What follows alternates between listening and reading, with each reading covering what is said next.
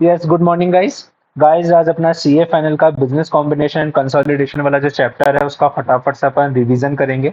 और ये जो चैप्टर है वो आपका वेटेज रखता है 20 मार्क्स का। और ये ए प्लस प्लस कैटेगरी वाला चैप्टर है। और जो मैं नोट्स इस बिजनेस कॉम्बिनेशन कंसोलिडेशन के यूज करने वाला हूँ लेक्चर के अंदर, वो नोट्स आपको टेलीग्राम चैनल में मिल जाएंगे। और टेलीग्राम चैनल का लिंक मैं आपको इसकी वीडियो के डिस्क्रिप्शन बॉक्स में प्रोवाइड करा दूंगा। और सबसे इंपॉर्टेंट बात कि जो ये वीडियो बनने जा रही है वो वीडियो नवंबर 23 एंड ऑनवर्ड्स के लिए रेलेवेंट होगी। तो जो बंदे नवंबर 23 में अपेयर होने वाले हैं उनके लिए ये वीडियो बहुत बहुत बहुत इंपॉर्टेंट होगी। Let's start guys, upon start करते हैं बिजनेस कॉम्बिनेशन से। Just a minute guys. ये ठीक है सर। तो बिजनेस कॉम्बिनेशन वाला चैप्टर है, कंसल्टेशन फाइनेंशियल स्टेटमेंट वाला चैप्टर है, जिसके अंदर सबसे पहले अपन पढ़ने वाले हैं सर अभी बिजनेस कॉम्बिनेशन। तो बिजनेस कॉम्बिनेशन में ध्यान रखिएगा सर क्या लिखा हुआ है, while solving the practical question following things should be given as a working note.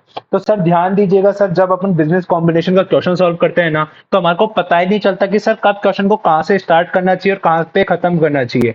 तो उस रिगार्डिंग में मैंने क्या करा है कि सर आपको इस कॉन्सेप्ट को इजी बनाने के लिए कुछ वर्किंग नोट्स दिए हैं जो कि आपको हर एग्जाम में बना के आने पड़ेंगे।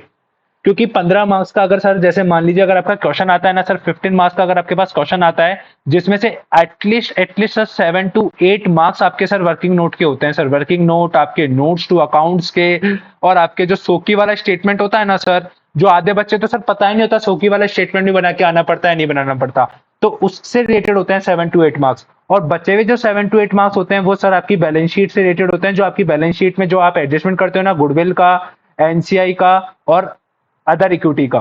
तो ध्यान रखिएगा सर, बाकी जो आप आइटम जो जोड़ते हो ना तो उनके कोई मार्क्स नहीं होते। आप उनको जोड़ के भी आते हो, जैसे इन्वेंटरी 10 + 5 = 15। वो आपने क्या बहादुरी कर ली सर इधर 15 लिख के, वो तो आप बच्चे को पता है 10 + 5 = 15 होता है। Sir you are in just CF final level, तो सर आपको बैलेंस शीट बनाने के 7 to 8 मार्क्स हैं। वो बैलेंस शीट कैसे बनी उसके वर्किंग नोट बनाने के 7 to 8 मार्क्स हैं। तो अपन सर पूरे के पूरे 15 मार्क्स लेंगे। अपना टारगेट है इस वीडियो में कि अपन पूरे के पूरे 20 मार्क्स कवर करेंगे। अब मैं आपका टाइम वेस्ट नहीं करते हुए सीधा कंटेंट की ओर लेके चलता हूं, जिसमें वर्किंग नोट नंबर 1 आता है सर आपका सबसे इंपॉर्टेंट की परचेज कंसिडरेशन निकालना। तो सबसे पहले अपन बात करते हैं कि सर आपका परचेज कंसिडरेशन निकालना सबसे इंपॉर्टेंट होता है, जिसको अपन कैसे निकालेंगे सर। ध्यान रखिएगा सर, जितना भी आप कैश में पेमेंट कर रहे हो उसको परचेज कंसिडरेशन का मतलब होता है कि आप सामने वाले बंदे को कितना पेमेंट दे रहे हो। तो सर जितना भी आप कैश में पेमेंट कर रहे हो, सर हम शेयर्स भी तो दे सकते हैं ना, ऑब्वियस है सर आप शेयर्स भी दे सकते हो। तो शेयर्स में सर आप जब भी शेयर्स दोगे ना तो आप दो टुकड़े कर लीजिएगा। लेट सपोज मान लीजिए मैंने 10,000 शेयर्स इश्यू करे उसको @20 रुपए में। तो जिसमें से सर 10 रुपए तो फेस वैल्यू थी और 10 रुपए क्या थी, मेरी सिक्योरिटी प्रीमियम। तो आप जब भी इसके अंदर कैसे लिखोगे, 10,000 × 10 इक्वल्स टू 1 लाख, तो आपका शेयर कैपिटल हो जाएगा और 1 लाख आपके क्या हो जाएगा सर, सिक्योरिटी प्रीमियम। हमेशा ऐसे बाइफरकेट करके लिख दीजिएगा सर, ताकि बहुत ज्यादा बेनिफिशियल होगा जब आप बैलेंस शीट बनाओगे। क्लियर है, क्योंकि बैलेंस शीट आपकी वर्किंग नोट्स को देखते हुए ही बनेगी। उसके बाद सर आपका अगला आता है कॉन्टिजेंट कंसिडरेशन की फेयर वैल्यू। सर ये कॉन्टिजेंट कंसिडरेशन का मतलब क्या होता है, आइए मैं इसको समझाता हूँ। कॉन्टिजेंट कंसिडरेशन का मतलब क्या होता है सर, देखिए। तो कॉन्टिजेंट कंसिडरेशन का मतलब क्या होता है, सुनिएगा सर। लेट सपोज मान लीजिए मैं आज ये ए लिमिटेड है, ए लिमिटेड ने किस बी लिमिटेड को एक्वायर कर रहा है। ए लिमिटेड बी लिमिटेड को क्या कर रहा है सर, एक्वायर कर रहा है। और एक्वायर करते समय बोलता है कि यदि इफ तेरी कंपनी का आने वाले साल में यदि प्रॉफिट 36 लाख से क्रॉस हो गया, यदि कंपनी का प्रॉफिट 36 लाख से क्रॉस हो गया, तो मैं तुझे कितने रुपए दूंगा, मैं तुझे 10 लाख रुपए और दूंगा। मैं तुझे 10 लाख रुपए और दूंगा। अब सर ये जो 10 लाख रुपए मैं दूंगा वो क्या अभी सर्टेन है क्या, क्या दे दूंगा? नहीं सर, अभी सर्टेन नहीं है। क्यों नहीं है सर्टेन? क्योंकि सर ये किस कंडीशन के ऊपर बेस है कि प्रॉफिट जब 36 लाख से क्रॉस होगा तो जाके मैं इसको 10 लाख रुपए दूंगा, अदरवाइज 10 लाख रुपए नहीं दूंगा। तो सर आज की तारीख में ये तो तय नहीं है ना कि ये 10 लाख रुपए देंगे या देंगे या नहीं देंगे। तो सर ऐसे केस में क्या करते हैं अपन, ऐसे केस में इंडेक्स कहता है कि आप 10 लाख की क्या ले लीजिए, फेयर वैल्यू। कि आज की तारीख में अगर मैं 10 लाख रुपए की क्या फेयर वैल्यू है, वो फेयर वैल्यू मैं क्या कर लूंगा, मेरे पीसी में ऐड कर लूंगा। आई होप सर आपको समझ में आ गया होगा कॉन्टिजेंट कंसिडरेशन का। आगे अपन इसको और डिटेल में पढ़ेंगे सर अभी। फिर इसके बाद आता है sir fair value of previously held interest. मान लीजिए सर कोई कंपनी थी ए लिमिटेड, ए लिमिटेड ने पहले बी लिमिटेड में 10% शेयर एक्वायर करा। देन उसके बाद उसको 50% और एक्वायर कर लिया। जब उसके पास 10% शेयर था तो क्या उसको होल्डिंग कंपनी कहा सकते थे क्या? नहीं सर, क्योंकि हम कंपनी एक्ट में पढ़ के आए हैं, होल्डिंग कंपनी का मतलब होता है मोर देन 50%।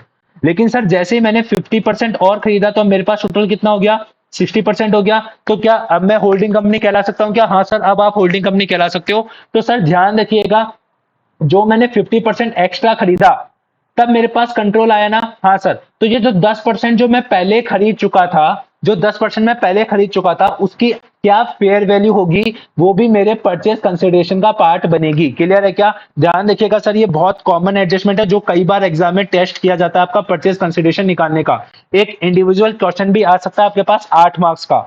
आया हुआ है सर एग्जाम में, नवंबर 20 के एग्जाम में 8 मार्क्स का क्वेश्चन आया था जिसमें ओनली परचेज कंसिडरेशन निकालने के लिए बोला गया था। क्लियर है? Yes sir. फिर एक होता है सर आपका प्री कॉम्बिनेशन का एसबीबी पीरियड। सर अब ये क्या होता है सर? एसबीपी, एसबीपी सर आपने पढ़ा होगा शेयर बेस्ड पेमेंट। हाँ सर, अगर नहीं पढ़ा होगा तो आप इंडेक्स 102 में पढ़ोगे शेयर बेस्ड पेमेंट।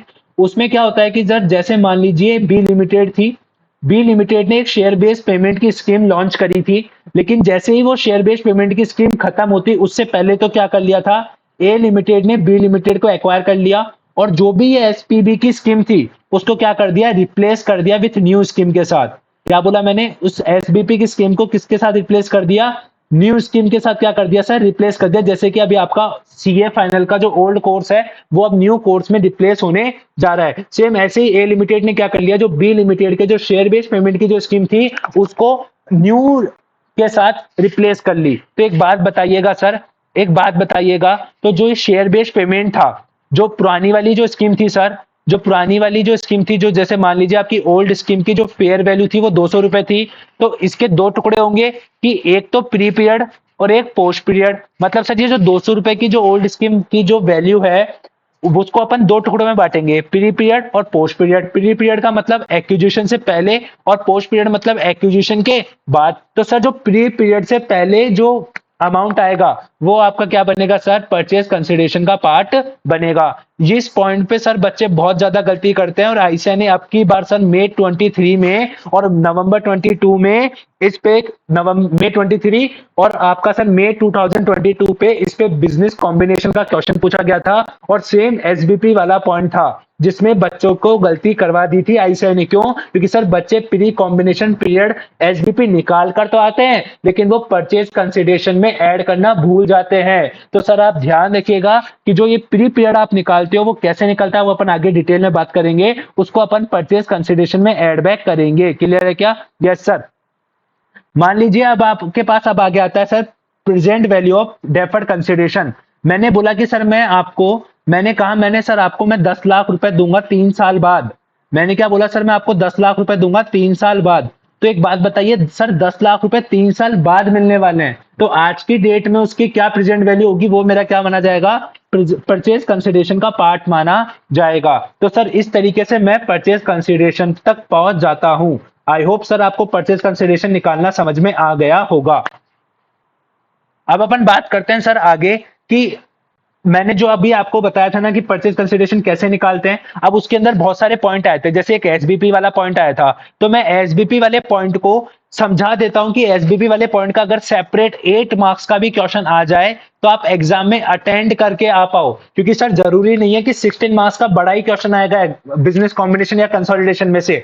हो सकता है 8-8 मार्क्स के दो क्वेश्चन आ जाए, और ये मैं अपने मन से नहीं कह रहा सर, आईसीएआई ने नवंबर 2020 में ऐसा किया है, इस कारण से बता रहा हूं सर मैं आपको। क्लियर है? Yes sir. तो देखिए प्री कॉम्बिनेशन पीरियड एसबीपी कैसे निकलता है, तो दो केस होते हैं सर, या तो वो रिप्लेस कर दे या फिर वो रिप्लेस ना करे। तो जो रिप्लेस नहीं करती उसको अपन नेक्स्ट पेज में पढ़ेंगे, तो अभी इसको अपन कंसीडर नहीं करते हैं। अभी अपन किसकी बात करते हैं? जो रिप्लेस कर दिया जाता है। तो सर ध्यान रखिएगा, जब रिप्लेस होता है तो दो पीरियड होते हैं, एक तो होता है प्री पीरियड, एक होता है आपका पोस्ट पीरियड। तो जब मैं प्री पीरियड की बात करता हूं ना सर, तो प्री पीरियड ध्यान रखिएगा, देखो क्या लिखा हुआ है, ये सबसे इंपॉर्टेंट लाइन है कि ये आपके पीसी एंड इक्विटी में ऐड हो जाती है। क्लियर है क्या? लेकिन जो ये आपका पोस्ट पीरियड होता है ना सर, लेकिन जो ये आपका पोस्ट पीरियड होता है ये, लेकिन जो पोस्ट पीरियड वाला होता है वो आपका अमोटाइज हो जाता है ओवर ए वेस्टिंग पीरियड। क्लियर है क्या? ये आपका अमोटाइज हो जाता है ओवर ए वेस्टिंग पीरियड। क्लियर है क्या? समझ में आई क्या बात? Yes sir. तो ये आपका अमोटाइज होता है ओवर ए वेस्टिंग पीरियड। अब सर प्री पीरियड निकालते कैसे हैं उसको देखिएगा सर, मैं आपको एक एग्जांपल के थ्रू भी समझाता हूं। आपके आईसीए की बुक में बहुत सारे क्वेश्चन है, आप इसकी प्रैक्टिस भी कर सकते हो। लेट सपोज मान लीजिए आपके पास जो एग्जिस्टिंग प्लान था, एग्जिस्टिंग प्लान की जो फेयर वैल्यू थी वो लेट सपोज मान लीजिए 300 रुपए थी, और जो ओल्ड वेस्टिंग पीरियड था वो मान लीजिए आपका सर 4 साल था, जिसमें से 2 साल आपका पहले ही लैप्स हो चुका है। और 2 साल जैसे लैप्स हुए, ए लिमिटेड ने क्या करा, बी लिमिटेड को एक्वायर करा और उसकी स्कीम को रिप्लेस कर दिया। तो प्री कॉम्बिनेशन पीरियड कैसे निकालेंगे सर? देखो ये जो 300 रुपए फेयर वैल्यू थी, उसमें से 2 साल तो आपके बीत चुके हैं ना सर। अब आपका ओल्ड वेस्टिंग पीरियड कितना है? 4। और आपका न्यू वेस्टिंग पीरियड के लिए क्या लिखा हुआ है सर? न्यू वेस्टिंग पीरियड में लिखा हुआ है कि वो 1 साल तक रिड्यूस कर देता है। न्यू वेस्टिंग पीरियड कितना है सर आपका? 1 साल है। मतलब एक्विजिशन से 1 साल के अंदर अंदर आपको क्या करना पड़ेगा? अब पूरा की पूरा क्या करना पड़ेगा सर? आपको क्या करना पड़ेगा? अब आपको इस स्कीम को वेस्ट करना पड़ेगा। क्लियर है? तो मैंने क्या बोला, न्यू पीरियड आपका कितना हो गया? न्यू पीरियड हो गया 1 ईयर। तो सर देखिए फॉर्मूला क्या होता है, न्यू कितना है 1, कंप्लीटेड कितना है सर आपका 2 साल, तो मैं कहूंगा 3 साल। ये 3 समझ में आया क्या? कैसे आया सर? देखिए सर मैं वापस समझाता हूं, सुनिएगा सर। देखिए ये आपका बिजनेस कॉम्बिनेशन की लाइन थी सर, यहाँ पे आपका बिजनेस एक्वायर हो रहा है सर, ठीक है। इससे पहले आपके 2 साल जो थे वो क्या हो चुके हैं सर? लैप्स हो चुके हैं। इससे पहले आपके 2 साल लैप्स हो चुके हैं। इसके बाद का जो पीरियड था ना, 2 साल और चलना चाहिए था as per old vesting period, लेकिन नई कंपनी आई ए लिमिटेड ने कहा कि हम इसको कितना चलाएंगे? ओनली ऑन 3 साल चलाएंगे। कैसे 3 साल? मतलब 1 year, 1 year from the acquisition. क्या बोला सर मैंने? ढंग से सुनिएगा सर, मैंने क्या बोला? मैंने बोला सर, मैंने बोला 1 ईयर फ्रॉम एक्विजिशन डेट से, फ्रॉम एक्विजिशन डेट से। तो सर एक्विजिशन कब हो रहा है? एक्विजिशन यहां से हो रहा है, तो एक्विजिशन डेट से 1 ईयर यहां पर। तो सर देखा जाए तो टोटल कितना हो गया? टोटल तो सर आपके पास 3 ही हो गया ना। समझ में आया नहीं आया? तो मैंने वही तो कह रहा कि न्यू पीरियड कितना है आपका from the date of acquisition से, प्लस आपका कंप्लीटेड वेस्टिंग पीरियड कितना है, इन दोनों को जोड़ लीजिए तो 3 आ गया। हाँ सर, तो 4 और 3 विच एवर इज हायर 4। तो सर जो 150 होगा आपका, जो ये 150 होगा तो वो तो किस में ऐड हो जाएगा सर? आपका पीसी में ऐड हो जाएगा। प्लस अगर सर पीसी में ऐड होगा तो आपके वो इक्विटी में भी ऐड होगा। क्यों? क्योंकि सर हम उसके बदले में क्या देंगे? हम उनके बदले में शेयर्स तो देंगे ना सर। तो वो आपका इक्विटी में भी ऐड हो जाएगा, जो आपके रिजर्व एंड सरप्लस में ऐड हो जाएगा, और आपके परचेज कंसिडरेशन में भी सर ऐड हो जाएगा। क्लियर है क्या? बताइए सर, समझ में आया या नहीं आया? क्लियर है? Yes sir. अब सर एक बात बताइए, आपका जो न्यू प्लान था ना, जो न्यू प्लान था उसकी जो वैल्यू थी वो थी सर आपकी 400 रुपए, ठीक है। अब इसमें से प्री कॉम्बिनेशन पीरियड आपका कितना है? 150। तो मैं कहूंगा कि सर जो 250 रुपए है वो आपका नेक्स्ट ईयर के अंदर क्या हो जाएगा? राइट ऑफ हो जाएगा। समझ में आई या नहीं आई बात? तो मैंने यही तो कहा था कि आपका अमोटाइज कर देना है ओवर द वेस्टिंग पीरियड। तो सर अब ओवर द वेस्टिंग पीरियड तो आपके पास कितने साल बचे हैं? ओवर द वेस्टिंग पीरियड तो सर अब मेरे पास, ओवर द वेस्टिंग पीरियड तो मेरे पास अब 1 साल ही बचा है। समझ में आया या नहीं आया? तो ये सर आपको ये वाला लॉजिक समझ में आया या नहीं आया? New plus completed vesting period वाला समझ में आ गया? तो आप एक चीज आप अपने नोट्स में लिख लीजिएगा, जब जिन्होंने प्रिंट आउट निकाल लिया है, न्यू लेंगे from the date of acquisition से, कि सर डेट ऑफ एक्विजिशन से कितना पीरियड नया है आपके पास? 1 साल नया है। तो जिस दिन वो स्कीम आई थी उससे कितने साल हो गए? उससे तो 3 साल ही हो गए ना सर एक तरीके से। तो 3 और old vesting period whichever is higher. Clear है क्या? समझ में आया या नहीं आया? आई होप सर आपको समझ में आ गया होगा, और बहुत सारे क्वेश्चन है ऐसे की बुक में, आप प्रैक्टिस कीजिएगा, आपको और कॉन्सेप्चुअली अंडरस्टैंडिंग आ जाएगी। और ये बड़े क्वेश्चंस का सर छोटे छोटे पार्ट बन के आते हैं, और यही आपके 15 मार्क्स डिसाइड करते हैं सर। अब बताता हूं सर मैं आगे कि अगर रिप्लेस नहीं होता है तो क्या होता है सर। देखिएगा सर, अगर रिप्लेस नहीं हो सर तो क्या होगा। तो अभी तक अपन ने पढ़ा था कि सर रिप्लेस होता है तो क्या होता है, नॉट रिप्लेस हो तो क्या होगा सर। ध्यान रखिएगा सर, इसका भी आईसीआई के अंदर क्वेश्चन है, ठीक है। तो आईसीआई की बुक में जब आप करोगे तो इसका भी आपको क्वेश्चन मिल जाएगा सर। इसमें भी वही पीरियड, प्री पीरियड निकालना है। अब प्री पीरियड निकालना है तो कैसे निकालोगे सर? एग्जिस्टिंग प्लान की फेयर वैल्यू लोगे, उसमें कंप्लीटेड मल्टी डिवाइड कर दोगे ओल्ड वेस्टिंग पीरियड से। सीवीपी का मतलब है कंप्लीटेड वेस्टिंग पीरियड, और ओवीपी का मतलब है ओल्ड वेस्टिंग पीरियड। सर इसके अंदर अब न्यू का लफड़ा होगा ही नहीं, क्योंकि न्यू स्कीम है ही नहीं। समझ में आया? तो सर इसके अंदर इंपॉर्टेंट क्या है, इसके अंदर ये जो प्री पीरियड होता है ना वो आपका एनसीआई में ऐड हो जाता है सर। ध्यान रखिएगा, जब वो रिप्लेस नहीं होता हो, ध्यान रखिएगा सर, जब रिप्लेस नहीं किया जाता है तो जो प्री पीरियड का एसबीपी होता है वो आपका एनसीआई में ऐड हो जाता है, और जो पोस्ट पीरियड का जो आपका होता है वो सर आपका over the vesting period amortise हो जाता है। क्लियर है क्या? बताइए सर, क्लियर है क्या? समझ में आया क्या? सर सेम फॉर्मूला है, देखिए सर, आप देखोगे ना सर तो ऊपर वाला सेम फॉर्मूला है, पीक पीरियड निकालने का सेम फॉर्मूला है। वही फेयर वैल्यू लेनी है आपको ओल्ड प्लान की, मल्टीप्लाई आपको वही कंप्लीटेड वेस्टिंग पीरियड लेना है। और आपको इधर ऊपर क्या करते थे, ओल्ड वेस्टिंग पीरियड और आपका न्यू प्लस कंप्लीटेड, ऐसे करते थे विच एवर इज हायर। अब सर यहाँ पे जब न्यू है ही नहीं, जब सर यहाँ पे न्यू है ही नहीं तो ये वाला पार्ट तो करना ही नहीं है, तो आपके पास क्या बचेगा सर, ओल्ड वेस्टिंग पीरियड ही तो बचेगा नीचे से फॉर्मूला, और बाकी फॉर्मूला तो क्या है, पूरा की पूरा सेम है। बस फर्क क्या है, फर्क सर यहाँ पे एनसीआई में ऐड होता है, और वहां पे किस में ऐड होता है, वो पीसी और इक्विटी में ऐड होता है। सर जब जब आप बार बार इस वीडियो को देखोगे और जब बार बार आप ये नोट्स पढ़ोगे ना सर, बहुत कॉन्साइजली नोट्स बनाए गए हैं आपके लिए, और each and everything, each and every question of your ICI study mat and your all concepts have been covered in their notes. Clear है सर? यस। आगे बढ़ते हैं सर अपन अब। आई होप सर आपको समझ में आ गया है शेयर बेस्ड पेमेंट का। अगर इंडिविजुअल क्वेश्चन भी आएगा अगर 8 मार्क्स का, तब आप अटेंड कर दोगे। अगर बड़े क्वेश्चन का पार्ट बनकर आएगा तो भी आप अटेंड कर दोगे। Yes sir. अब मैं सर आपको थोड़ा सा आगे लेके चलता हूं। अब अपन आगे बात करते हैं सर, एसबीपी वाला कॉन्सेप्ट खत्म है, अब अपन बात करते हैं कि सर अगर हम फॉर्मर शेयर होल्डर को भी पेमेंट करते हैं। सर कभी कभार क्या होता है, लेट सपोज समझिए ए लिमिटेड है, ए लिमिटेड ने बी लिमिटेड को एक्वायर कर लिया। अब बी लिमिटेड के जो शेयर होल्डर्स है ना, इनको पैसा देने के बाद ए लिमिटेड शेयर होल्डर्स को एक ऑफर देता है। किसके शेयर होल्डर्स को? बी लिमिटेड के शेयर होल्डर्स को एक ऑफर देता है, आप हमारी कंपनी के साथ कंटिन्यू करो, आप हमारी कंपनी के साथ कंटिन्यू करो, क्योंकि हमारे को आपकी एक्सपर्टीज का बहुत ज्यादा बेनिफिट मिलेगा। एक तो ये रीजन हो सकता है, या दूसरा रीजन इसलिए बोल सकता है कि भैया आप हमारी कंपनी के साथ कंटिन्यू करो, ताकि आपकी आपकी गुडविल ही हमारे लिए बहुत कुछ है, आपकी गुडविल ही हमारी कंपनी के लिए क्या है, बहुत कुछ है। एक ये रीजन भी हो सकता है, या फिर ऐसे ही कि आप हमारी कंपनी में 2-3 साल कंटिन्यू करो, ताकि आप आपके शेयर हमारे को बेच के चले जाओ। तो सर ऐसे क्या करता है, ए लिमिटेड जो है बी लिमिटेड के शेयर होल्डर्स को ऑफर देता है। अब ध्यान से सुनिएगा सर, अब ये ऑफर दे रहा है तो उसके बदले में पेमेंट देगा नहीं देगा? सर पेमेंट भी देगा, अगर वो ऑफर एक्सेप्ट करेंगे तो। सुनिएगा सर, यदि वो पेमेंट, सुनिएगा सर, यदि वो पेमेंट आपके रेमुनरेशन का है, यदि वो पेमेंट आपकी रेमुनरेशन का है, मतलब उनको वो एज ए एम्प्लॉय अपॉइंट करता है, तो सर वो आपके पीसी का पार्ट नहीं बनेगा। आप पीसी कंप्यूट करते समय उसको इग्नोर कर दोगे, क्योंकि सर वो परचेज कंसिडरेशन नहीं है, वो उनकी सैलरी है, क्योंकि वो काम कर रहे हैं इस कारण से उसको पैसा दे रहा है।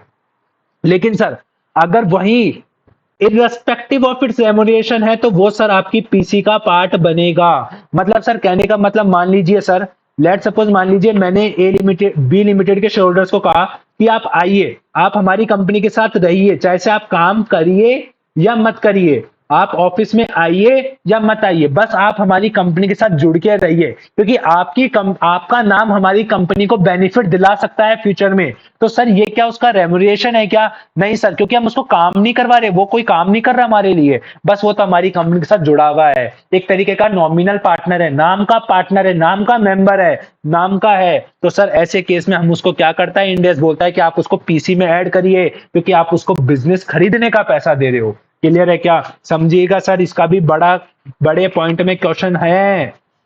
क्लियर है क्या? यस सर, आईसीआई की बुक्स में इसका भी क्वेश्चन है और एग्जाम में टेस्ट हुआ है सर। क्लियर है? लेकिन सर कभी कभार क्वेश्चन क्या होता है, साइलेंट होता है। कभी कभार क्वेश्चन क्या होता है सर, यदि क्वेश्चन आपका साइलेंट है तो हमारे को क्या करना है, इग्नोर करना है वाइल कंप्यूटिंग पीसी। हम यही मानेंगे कि वो पेमेंट काय के लिए हो रहा है सर, रेमुनरेशन के लिए हो रहा है। क्लियर है क्या सर? लॉजिक क्लियर है? Yes sir. अब अपन बात करते हैं sir fair value of contingent consideration. ऊपर आया था ना सर कॉन्टीजेंट कंसिडरेशन का, तो आइए इसके बारे में भी डिस्कस कर लेते हैं। सर देखिए लिए मैं बात करता हूं कॉन्टीजेंट कंसिडरेशन की। कॉन्टीजेंट कंसिडरेशन मतलब जो किसी इवेंट के ऊपर डिपेंड करेगा कि मैं आपको दूंगा या नहीं दूंगा, लेकिन वो इवेंट क्या है, फ्यूचर में सर्टेन होगा, अभी वो क्या है, अनसर्टेन है। ठीक है, तो सर ऐसी अनसर्टेनिटी से बचने के लिए इंडेक्स क्या कहता है, इंडेक्स कहता है सर कि यदि अगर आप कोई कंसिडरेशन पे कर रहे हो जो किसी एक ऐसे इवेंट पे बेस्ड है जो कि फ्यूचर में सर्टेन होगा, अभी असर्टेन है, तो सर ऐसे केस में आपको देखना पड़ेगा कि आप कॉन्टीजेंट कंसिडरेशन किस केस में दे रहे हो। यदि आप fixed number of equity share दे रहे हो, फिक्स नंबर ऑफ शेयर दे रहे हो, फिक्स नंबर ऑफ शेयर है, दैट मीन्स कि ये क्या है सर, आपका इक्विटी है। क्या है सर, ये इक्विटी के फॉर्म में दे रहे हो। आप किस फॉर्म में दे रहे हो, आप इक्विटी के फॉर्म में दे रहे हो, तो सर ध्यान रखिएगा इसका कोई भी सब्सिक्वेंट रीमेजरमेंट नहीं होता है, इसका कोई सब्सिक्वेंट रीमेजरमेंट नहीं होगा यदि वो फिक्स नंबर में दे रहे हैं तो सर। क्लियर है क्या? समझ में आ रहा है? लेकिन सर यदि मैं आपको ऐसा कहूं, लेकिन सर मैं अगर आपको ऐसा कहूं कि वो अगर वेरिएबल नंबर ऑफ शेयर में दे रहे हैं या फिर वो अगर आपको कैश में पेमेंट कर रहे हैं, लेट सपोज मान लीजिए मैं अगर आपको ऐसे कहता हूं कि मैं आपको बोलता हूं कि मैं आपको 10 लाख रुपए की फेयर मार्केट वैल्यू के इक्विवेलेंट आपको मैं शेयर्स दूंगा, फेयर मार्केट वैल्यू के इक्विवेलेंट मैं आपको शेयर्स दूंगा। तो सर 10 लाख रुपए की फेयर मार्केट वैल्यू के इक्विवेलेंट मैं आपको शेयर्स दूंगा। तो सर एक बात बताइए, आपको आज की तारीख में पता है क्या कि क्या फेयर मार्केट वैल्यू होने वाली है? नहीं ना। यदि सर मान लीजिए फेयर मार्केट वैल्यू अगर आपकी 10 रुपए होगी तो आप 1 लाख शेयर दोगे, यदि 100 रुपए होगी तो आप 10 हजार शेयर दोगे, और अगर 1000 रुपए होगी तो आप 1000 शेयर दोगे। सर तो अनसर्टेनिटी है आपके सर, आपके जो नंबर ऑफ शेयर है वो भी आपके क्या नहीं है, फिक्स नहीं है सर, वेरिएबल है। क्या है सर? वेरिएबल है। या फिर मैं कहता हूं कि मैं आपको 10 लाख रुपए दूंगा, यदि मेरा प्रॉफिट कितने से ऊपर चल गया, 36 लाख रुपए से ऊपर चल गया, 50 लाख रुपए से ऊपर चला गया, तो मैं आपको इतने रुपए कैश में दूंगा। तो सर ये क्या है आपका? वेरिएबल है। तो इंडेक्स कहता है कि इन्हें हम सब्सिक्वेंटली क्या करेंगे, रीमेजर करेंगे, और जो भी डिफरेंस होगा हम उसे कहां डाल देंगे सर? पीएनएल अकाउंट में। क्लियर है क्या? समझ में आया या नहीं आया? क्लियर हुआ या नहीं हुआ? आइए मैं इसको एक और थोड़ा सा एलोबरेट करता हूं सर। मैंने बोला मैं आपको 10 लाख रुपए दूंगा, तो आज की तारीख में जो इसकी फेयर वैल्यू थी on a date of acquisition, इसकी फेयर वैल्यू थी सर 8 लाख रुपए। तो मैंने इस 8 लाख रुपए को क्या करा, पीसी में ऐड कर दिया, क्योंकि मैंने ऊपर बताया था पीसी में ऐड होता है। लेकिन जिस दिन देने की बात आई एक्चुअली में 12 लाख रुपए देने पड़े सर। तो आप क्या करोगे सर? 4 लाख रुपए से अपना पीएनएल डेबिट करोगे, क्योंकि आपको 4 लाख रुपए से क्या हो गया सर? खर्चा हो गया। बताइए सर समझ में आ रहा है या नहीं आ रहा? आपको क्लियर हो रहा है या नहीं हो रहा? Yes sir. ठीक है, तो सर आइए अब मैं आपको आगे लेके चलता हूं। अब अपन बात करते हैं sir calculation of net identifiable asset. Sir अगला टॉपिक है अपना वर्किंग नोट नंबर जो 2 होगा, वो होगा सर हमारी नेट आइडेंटिफाइबल असेट निकालना। तो पहला वर्किंग नोट नंबर क्लियर है कि सर आपको परचेज कंसिडरेशन से रिगार्डिंग 8 मार्क्स का सेपरेट क्वेश्चन भी आ सकता है, और ये जो छोटे छोटे पॉइंट मैंने आपको उसके अंदर बताया, एचबीपी वाला, फॉर्मर शेयर होल्डर वाला, फेयर वैल्यू ऑफ कॉन्टेजेंट कंसिडरेशन वाला, उसका भी आपसे क्वेश्चन पूछा जा सकता है। तो सर अब जितनी भी आपकी असेट्स है ना सर, आप जो भी टेक ओवर कर रहे हो उसको at the rate fair value पे, क्योंकि सर आपको पहले ही पता होना चाहिए कि जो आपके सारे इंडेक्स होते हैं उनका बेस क्या होता है? Fair value. इंडेक्स काम किसके ऊपर करते हैं? फेयर वैल्यू के ऊपर काम करते हैं। क्योंकि सर एएस फेयर वैल्यू पे काम नहीं करते थे, इस कारण से ही तो इंडेक्स आए सर। क्लियर है? Yes sir. तो सर जितने भी असेट्स होगी जो आप टेक ऑन ओवर करोगे वो आप फेयर वैल्यू पे लिखो। जो भी फेयर वैल्यू होगी अनरिकॉर्डेड असेट की, मान लीजिए आपकी बैलेंस शीट में रिकॉर्ड नहीं थी लेकिन आपके वो एडिशनल इंफॉर्मेशन में गिवन थी, तो वो भी आप ऐड ऑन करोगे। क्यों करोगे? लेट सपोज मान लीजिए इसका एक एग्जांपल लेता हूं मैं, self generated goodwill. Self generated goodwill, sir आपको पता है इंडेक्स 38 आपका इंटेंजिबल असेट वो क्या कहता है कि सर यदि आपकी सेल्फ जनरेटेड गुडविल होगी तो वो आपकी क्या नहीं होगी? बैलेंस शीट में रिकॉग्नाइज नहीं होती है। ठीक है, तो सर ऐसे ही आपकी सेल्फ जनरेटेड गुडविल पड़ी थी 20 लाख रुपए की, जिसकी फेयर वैल्यू थी। तो जब आपका बिजनेस एक्वायर किया जाएगा तो सामने वाले के लिए तो ये क्या गुडविल हो गई? एक तरीके से परचेज गुडविल हो गई, तो वो तो रिकॉग्नाइज करेगा ही करेगा, तो वो फेयर वैल्यू पे रिकॉग्नाइज करेगा। क्लियर है क्या? Yes sir. सर अगला आता है indemnification of asset. Indemnification of asset को अपन आगे कवर करेंगे, मैं आपको हल्का फुल्का सा बता देता हूं सर। यहाँ पे लेट सपोज मान लीजिए कि आपको 10 लाख रुपए का लॉस होने वाला है। ए लिमिटेड ने बी लिमिटेड को एक्वायर करा था, और सी लिमिटेड जो थी उसने बी लिमिटेड को बोला था कि भाई जो तेरे को 10 लाख रुपए का लॉस होने वाला है ना, जो बी लिमिटेड को 10 लाख रुपए का लॉस होने वाला है, उसके लिए जो सी लिमिटेड था, एक थर्ड पार्टी थी, उसने बी लिमिटेड को क्या दे दी थी सर? गारंटी। क्या दे दी थी सर? गारंटी कि 8 लाख रुपए तक का जो लॉस होगा ना वो मैं भरपाई कर दूंगा। तो 8 लाख रुपए क्या हो गई सर? मेरी असेट हो गई, क्योंकि मैं सी लिमिटेड से मांगूंगा 8 लाख रुपए, तो वो मेरी बैलेंस शीट में ऐड हो जाएगा नेट आइडेंटिफाइबल असेट कैलकुलेट करते समय। सर जो भी आपकी आउटसाइडर लायबिलिटीज होगी उसको सर आप क्या करोगे? आपकी फेयर वैल्यू से क्या कर दोगे? माइनस कर दोगे। क्लियर है क्या? बताइए सर। जो भी आपकी आउटसाइडर लायबिलिटी होगी, मान लीजिए अब आपने कोई बिजनेस अब एक्वायर करोगे, तो जो असेट होगी अगर उसको आप ले रहे हो तो लायबिलिटीज भी पेड आउट करोगे, नहीं करोगे? तो सर लायबिलिटीज पेड आउट करोगे तो वो आपकी यहां से क्या हो जाएगी सर? माइनस हो जाएगी। क्लियर है क्या? Yes sir. आगे सर कॉन्टिजेंट लायबिलिटी, ये भी एक आगे टॉपिक अपन अभी कवर करेंगे। कॉन्टिजेंट लायबिलिटी का मतलब होता है सर लॉ सूट है। सबसे बेस्ट एग्जांपल है सर लॉ सूट का। सर लॉ केस पेंडिंग है, पता नहीं है कि अभी क्या होगा, क्या जजमेंट आएगा कोर्ट का, पता नहीं है। तो सर अभी जो ए लिमिटेड जब बी लिमिटेड को एक्वायर कर रहा है तो उस केस में वो तो क्या करेगा, उसकी जो फेयर वैल्यू उसको कंसिडर करते हुए अपनी नेट आइडेंटिफाइबल असेट में से माइनस कर देगा। वो ज्यादा पैसे क्यों देगा, वो तो बल्कि कम पैसा देना चाहेगा। और वाजिब बात है सर कि अगर बाद में केस की लायबिलिटी अराइज भी होती है तो ए लिमिटेड को ही पैसा देना पड़ेगा, तो अपन माइनस कर देंगे। सर अगला आता है री एक्वायर राइट, ये भी एक इंपॉर्टेंट टॉपिक है जो भी अपन आगे कवर करेंगे अभी। तो सर जो री एक्वायर राइट होता है ना, उसकी भी फेयर वैल्यू को अपन क्या कर देंगे, एड ऑन कर देंगे। जो री एक्वायर राइट होता है ना सर, आपका री एक्वायर राइट, उसकी भी फेयर वैल्यू को अपन क्या करेंगे सर, अपन एड ऑन कर देंगे। क्लियर है, क्या समझ में आया? अब री एक्वायर राइट क्या होता है अपन आगे बताता हूं मैं सर आपको एक एक को डिटेल में, तब अपन इसको देख लेंगे। क्लियर है, समझ में आई बात? Yes sir. आगे सर जो भी आपका डीटीएल है, अब डीटीएल तो क्या होगा सर, माइनस होगा। क्यों? डीटीएल कब माइनस होता है, जब फेयर वैल्यू गेन होता है। जैसे कि सर आपको पता होगा जब आपने इंडेक्स 12 पढ़ा होगा, इनकम टैक्स वाला पढ़ा है सर? हाँ सर, मॉड्यूल नंबर 3 में। Yes sir. उसमें बताया था कि सर जब भी गेन होगा, जब भी गेन होगा तो अपन क्या बनाएंगे, डीटीएल। लेकिन जब लॉस होगा तो क्या बनाएंगे, डीटीए। और ये दोनों ही हमारी क्या करती है, नेट आइडेंटिफाइबल असेट को क्या करती है सर, इंपैक्ट करती है। तो सर डीटीएल होगा, लायबिलिटी है मतलब बढ़ जाएगी तो माइनस कर देंगे, असेट है बढ़ेगी तो सर ऐड कर देंगे। क्लियर है? ध्यान रखने वाली चीज ये है कि जब फेयर वैल्यू गेन होगा तो डीटीएल बनेगा, और जब आपका फेयर वैल्यू लॉस होगा तो आपका डीटीए बनेगा। क्लियर है, क्या समझ में आ रही है क्या बात आपको? Yes sir. क्लियर है? यस। अब अपन आगे जो बात करते हैं ना, वो बात करते हैं सर अपन आगे सबसे इंपॉर्टेंट बात करते हैं इंडेमनिफिकेशन ऑफ असेट की।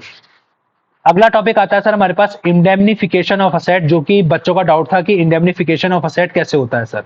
तो इंडेमनिफिकेशन ऑफ असेट की बात करते हैं। क्या मतलब होता है इंडेमनिफिकेशन ऑफ असेट का, जो अभी मैंने बताया उसके अंदर आपको एक चीज ध्यान रखनी कि ये रिकॉर्ड तभी होगी जब कॉन्टिजेंट लायबिलिटी आपकी रिकॉर्ड की जाएगी।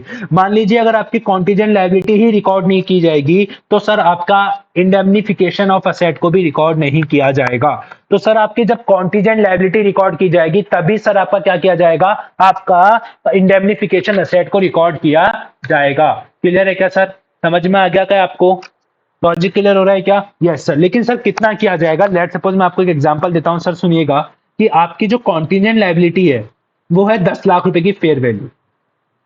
आपको लग रहा है कि यार इतने रुपए का लॉस हो सकता है मेरे को लॉ केस में, उसके लिए सी लिमिटेड ने मुझे क्या दे दी थी, गारंटी दे दी थी। तो गारंटी मेरी क्या होगी सर, एक तरीके से इंडेमनिफिकेशन एसेट होगी, और उसने दी थी 12 लाख रुपए तक की गारंटी। तो बताइए मैं कितने रुपए से रिकॉर्ड करूंगा सर, जब 10 लाख रुपए की लाइबिलिटी है तो 12 लाख रुपए से क्यों रिकॉर्ड करूंगा, मैं 10 लाख से ही रिकॉर्ड करूंगा।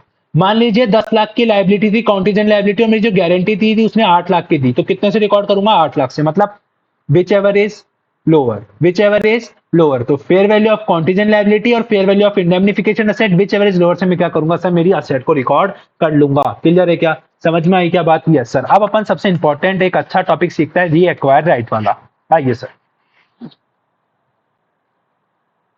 री एक्वायर राइट वाला टॉपिक सीखते हैं सर अपन। अब री एक्वायर राइट क्या होता है सर आपका, री एक्वायर राइट। आइए सर, तो री एक्वायर राइट की बात करते हैं सर अपन। री एक्वायर्ड राइट्स, तो सर रीएक्वायर राइट्स में क्या होता है सर, मान लीजिए कोई एक इंटेंजिबल असेट है, कोई इंटेंजिबल असेट है जो किसने दी थी सर, एक्वायरर ने दी थी। किसने दी थी? एक्वायरर ने। किसको दी थी सर? एक्वायरी को दी थी। मतलब सर हमारे केस में एक्वायर कौन था, ए लिमिटेड था, और एक्वायरी कौन था, बी लिमिटेड था। मतलब ए लिमिटेड ने बी लिमिटेड को मान लीजिए कोई ट्रेडमार्क दिया यूज करने के लिए आने वाले 10 साल तक के लिए, कि भाई 10 साल तक तो क्या करना, मेरा ट्रेडमार्क यूज कर लेना, ठीक है। और हर साल मुझे कितने रुपए देते चलना, तो सर हर साल मुझे कितने रुपए देना सर, तो मुझे 15,000 रुपए देते चलना। क्लियर है? Yes sir. तो सर एक बात बताइए, हर साल कितने बोला मैंने, 15,000 रुपए देते चलना, और उसने एक डाल दी पेनल्टी क्लॉज डाल दिया इसने यहाँ पे कि सर जो भी बीच में उस कॉन्ट्रैक्ट को तोड़ेगा उसको क्या करना पड़ेगा, 18,000 रुपए की पेनल्टी देनी पड़ेगी। सर 1,80,000 कर दे सर, मोटा अमाउंट। सर 2,80,000 कर दे, या सर 2,80,000 रुपए की क्या देनी पड़ेगी, पेनल्टी देनी पड़ेगी जिस बंदे ने भी इस कॉन्ट्रैक्ट को तोड़ा बीच में। ठीक है सर। क्या हुआ, पहले दोनों अनरेटेड पार्टी थी, पहले दोनों कोई एक दूसरे को एक्वायर नहीं कर रहा था, लेकिन ऑन आफ्टर आफ्टर 4 इयर्स, मतलब 4 साल बाद, कहने का मतलब सर 4 साल बाद ए लिमिटेड ने क्या करा, बी लिमिटेड को एक्वायर कर लिया। क्या कर लिया सर? एक्वायर कर लिया। क्लियर है? Yes sir. सुनेगा सर, ए लिमिटेड ने क्या कर लिया, बी लिमिटेड को एक्वायर कर लिया। ठीक है। जब ए लिमिटेड ने बी लिमिटेड को एक्वायर कराना सर, तो क्या हुआ देखिएगा सर, धक्की से सुनिएगा। ए लिमिटेड ने बी लिमिटेड को एक्वायर कर लिया। अब 4 साल बाद, मतलब सर अपन कह सकते हैं कि 60,000 रुपए अपन बुक कर चुके होंगे। 15,000 रुपए पर एनम के हिसाब से 4 साल के लिए 60,000 रुपए बुक कर चुके होंगे। और जो अभी अनबुक्ड है मतलब जो अभी हमारे पास पैसा आना बाकी है वो कितना है सर? 15 6 90, 90,000 रुपए अभी आना बाकी है सर हमारे पास। लेकिन सर ये कब आने वाले हैं? ये अगले 6 साल के अंदर मिलाकर 90,000 रुपए आएंगे। लेकिन अगर मैं आज की तारीख में ये अगर किसी को देता हूं जो 6 साल के लिए, अगर मैं किसी को 6 साल के लिए आज की तारीख में ये ट्रेडमार्क किसी अदर पर्सन को देता हूं तो उसको वो मेरे को कितने रुपए देगा? 1,20,000 रुपए देगा आने वाले 6 साल के अंदर। तो सर देखा जाए तो मुझे एक तरीके से आप खुद बताइए सर, मुझे मिलने वाले कितने हैं एक्चुअली में? 90,000। लेकिन सर मुझे मिल कितने सकते हैं कि अगर मैं किसी और को दे दूं तो 1,20,000 रुपए। तो सर एक बात बताइए, एक बीइंग ए बनिया सर, यदि आप बनिया हो तो एक बात बताइए सर, क्या आप ये वाला सौदा पसंद करोगे या ये वाला सौदा पसंद करोगे? सर देखा जाए तो आपको लॉस ही हो रहा है 30,000 रुपए का। तो मैं क्या बोलूंगा सर कि अगर आपको 30,000 का लॉस हो रहा है, अगर आपको 30,000 का लॉस हो रहा है, किसको? एक्वायरर को 30,000 का लॉस हो रहा है, तो वो क्या करेगा सर? परचेज कंसिडरेशन ज्यादा बढ़ाकर देगा आपको कि ताकि आप खुद तोड़ दो ये क्या कॉन्ट्रैक्ट, ताकि आप खुद तोड़ दो ये कॉन्ट्रैक्ट। इस कारण से परचेज कंसिडरेशन ज्यादा बढ़ाकर देगा वो आपको। अंदर की बात हुई, अंदर वालों ने कहा कि यार परचेज कंसिडरेशन में आपको बढ़ा के दे देता हूं, इस कॉन्ट्रैक्ट को तोड़ दो।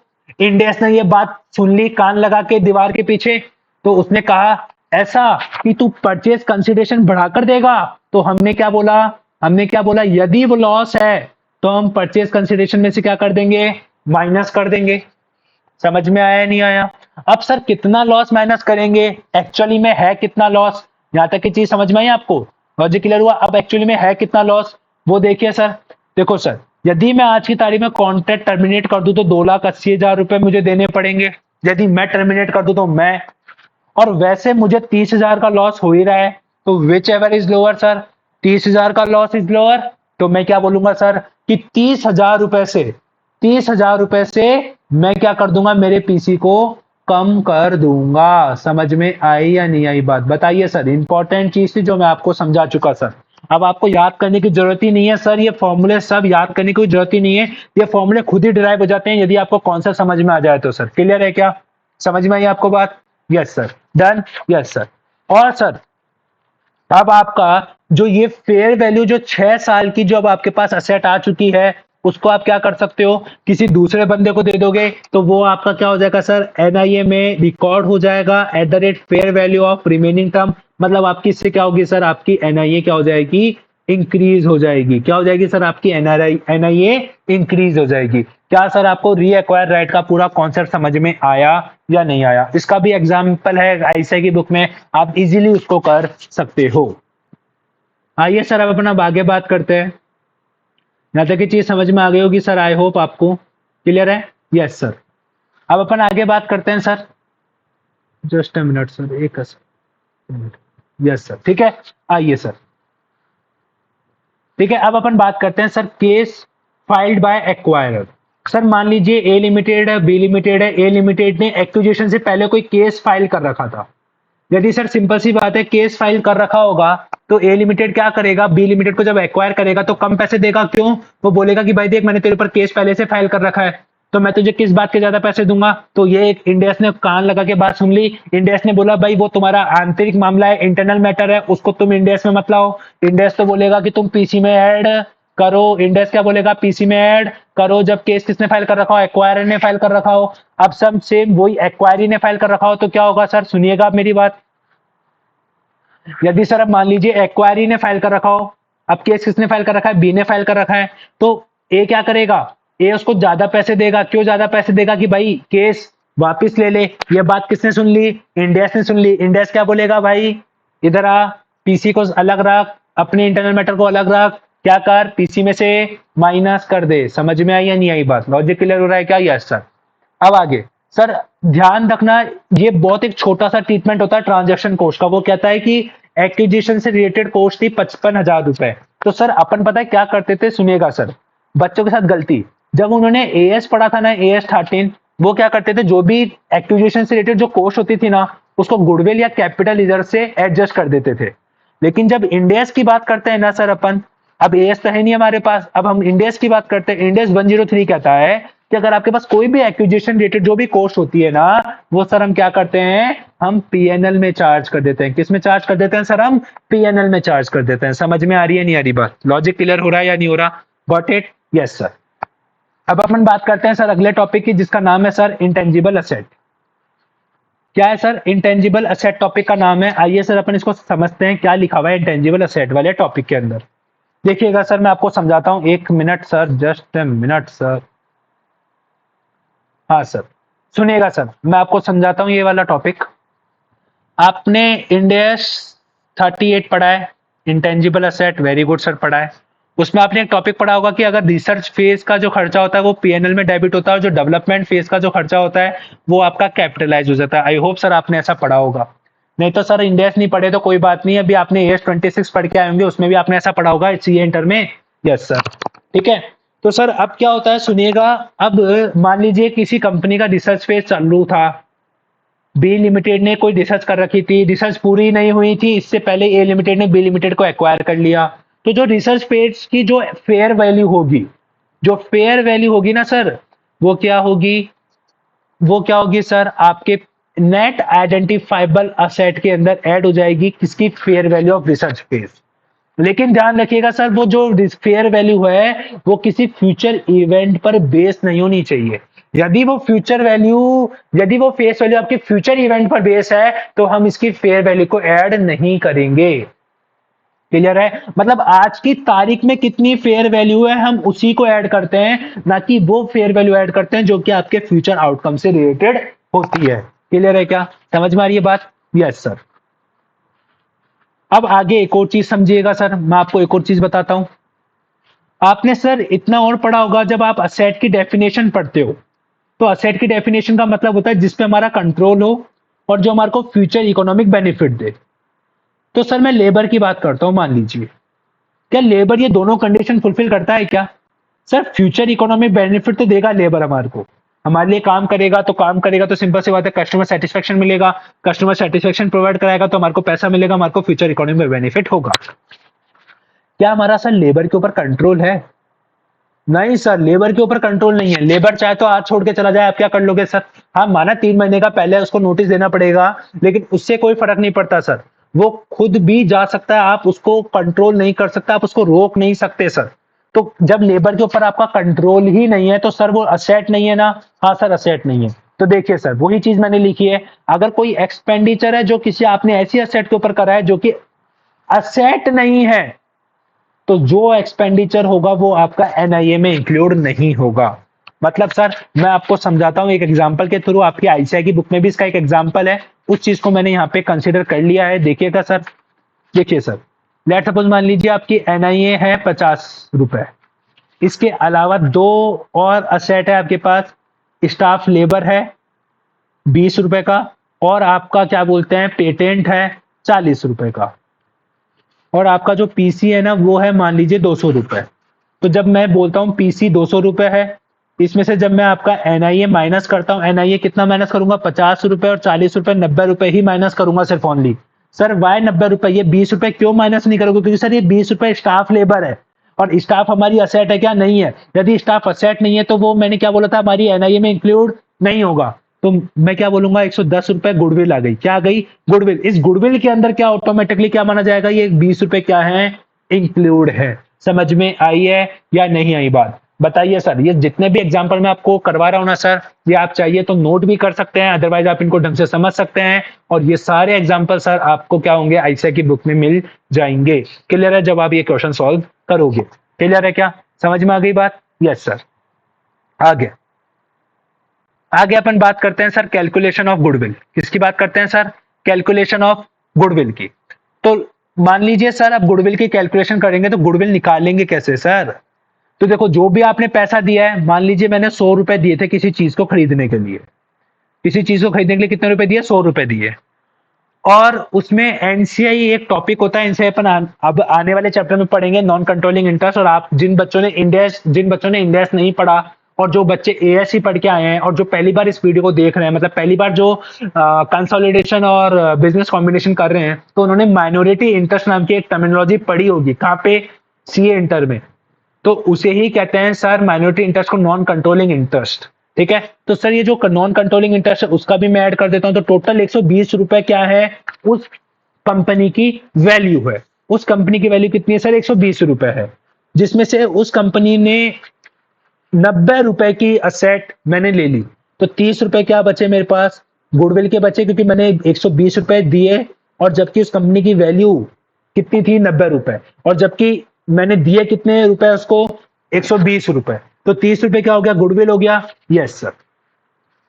यही अगर नेगेटिव आ जाता, मान लीजिए सर 120 रुपए है, मैंने उसको वैल्यू जो थी वो 120 रुपए है, जबकि जो नेट आइडेंटिफाइबल असेट है वो 140 रुपए है, तो मतलब मैं कह सकता हूं 20 रुपए आपने नेगेटिव है, मतलब आपने क्या करा सर, कम पैसा दिया। कम पैसा दिया तो मतलब आपको प्रॉफिट हो गया। अब जब प्रॉफिट हो जाता है तो सर दो चीजें होती है, जब प्रॉफिट हो जाता है सर आपको, तो दो चीजें होती है। क्या चीजें होती है सर, देखिएगा, यदि वहां पे रीजन टू सेल है क्वेश्चन में, कि सर मेरे को लिक्विडिटी करेंसी इस कारण से मैंने बिजनेस बेचा, सर मेरे को कोई पोटेंशियल बायर नहीं मिल रहा था इस कारण से मैंने तुझे बेच दिया, ऐसे कोई रीजंस गिवन है, तो सर ध्यान से सुनिएगा, ये आपका क्या लिखोगे, यहाँ पे बीपीजी लिखोगे, बार्गेनिंग परचेज गेन। लेकिन अगर कोई रीजन गिवन नहीं है तो आप क्या लिखोगे फिर वहां पे, कैपिटल रिजर्व, सीआर मतलब कैपिटल रिजर्व। समझ में आई या नहीं आई बात आपको, लॉजिक क्लियर हुआ क्या सर, समझ में आ गई क्या बात। Yes sir. आइए सर अपन अब आगे बात करते हैं। सर मेजरमेंट पीरियड नाम का भी एक कॉन्सेप्ट होता है सर, ये भी एक अच्छा टॉपिक है जिसका क्वेश्चन है आपकी आईसीए की बुक में। मेजरमेंट पीरियड का क्या कॉन्सेप्ट होता है सुनिएगा सर। मान लीजिए ये मेरा डेट ऑफ एक्विजिशन है, जिस दिन मैंने 1 अप्रैल 2022 को मैंने असेट आपका बिजनेस एक्वायर कर लिया सर।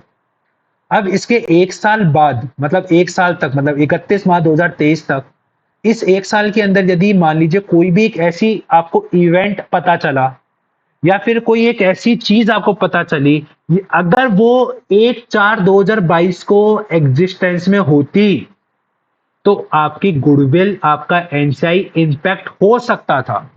तो इन चीजों को भी हम कंसीडर करेंगे, लेकिन प्रोवाइडेड कि वो चीज आपकी 1 साल के अंदर अंदर हो जानी चाहिए from the date of acquisition.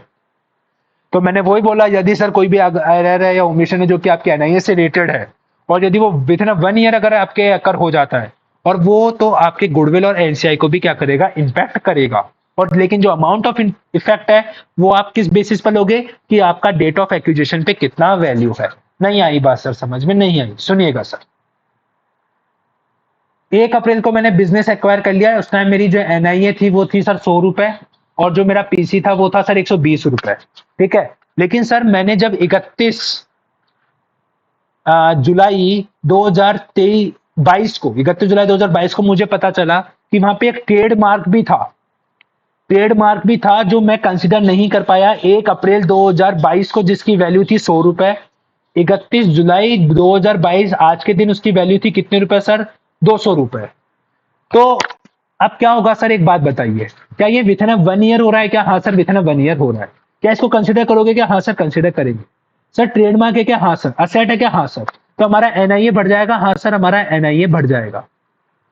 तो एनआईए अगर बढ़ेगा, तो एनआईए बढ़ेगा, तो सर एक बात बताइए, क्या गुडविल पे क्या इंपैक्ट पड़ेगा सर, क्योंकि हम क्या करते हैं, पीसी माइनस एनआईए करते हैं।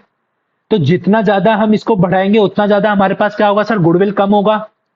हाँ सर, उतना ज्यादा हमारे पास गुडविल कम होता रहेगा।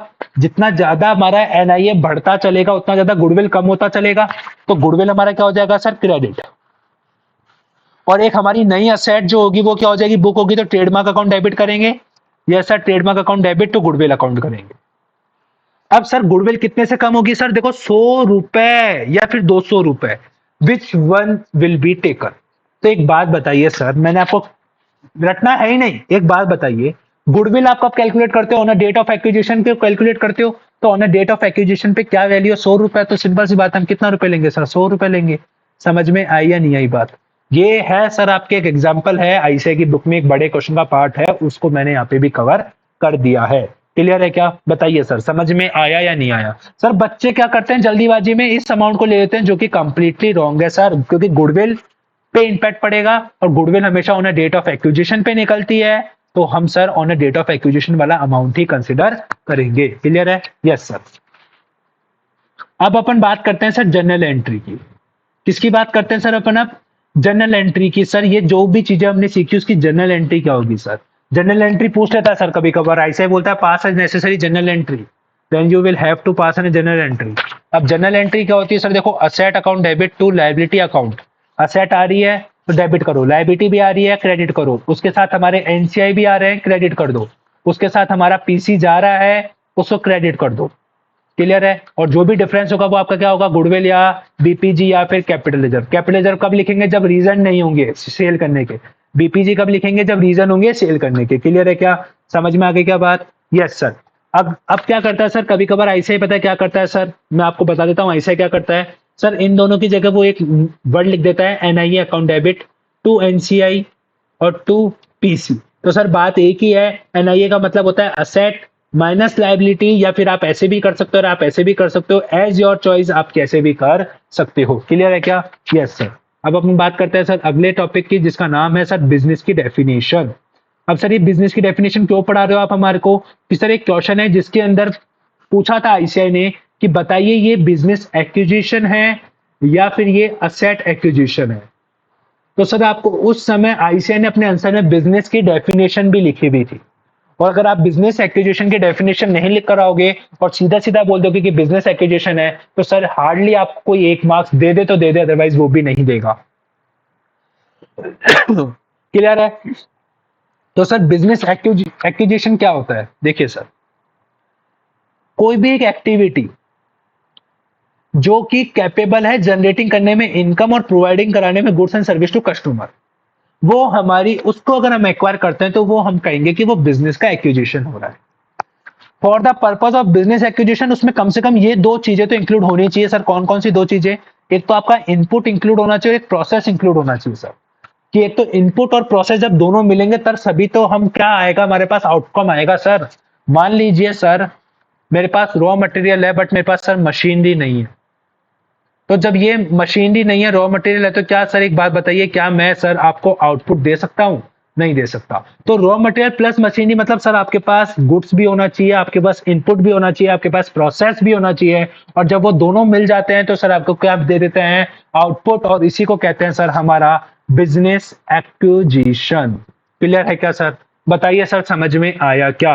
तो what do you mean by business acquisition sir? Business acquisition means an acquisition of set of interrelated activities that are capable of being generated an income and providing a goods and service to the customer. And for the purpose of business acquisition, it must includes minimum 2 चीजें, पहला input और दूसरा process, जो कि आपको output deliver करता है significantly. Clear है? Yes sir. आइए सर अब अपन अगला टॉपिक पे चलते हैं, और अगला टॉपिक सबसे इंपॉर्टेंट टॉपिक है बिजनेस कॉम्बिनेशन में, और जिसके आने के नवंबर 23 में, मार्क माय वर्ड सर, नवंबर 23 में इसके आने के बहुत ज्यादा चांसेस है सर रिवर्स एक्विजिशन के। क्योंकि सर ये लास्ट 3-4 अटेम्प्ट से आ नहीं रहा है, और अगर रिवर्स एक्विजिशन नहीं आ रहा 3-4 अटेम्प्ट से, तो सर इसका मतलब कि अब की बार रिवर्स एक्विजिशन की सरकार। तो रिवर्स एक्विजिशन क्या होता है सर, इसको समझते हैं पहले। सर देखो, रिवर्स एक्विजिशन क्या होता है? मान लीजिए सर ये ए लिमिटेड है, मान लीजिए सर ये बी लिमिटेड है। क्लियर है? ये ए लिमिटेड है, ये बी लिमिटेड है। ठीक है? अब सर क्या होता है सुनिएगा, जब ए लिमिटेड ने बी लिमिटेड को खरीदा, तो ए लिमिटेड के पास थे 100 शेयर्स, बी लिमिटेड के पास थे 200 शेयर्स।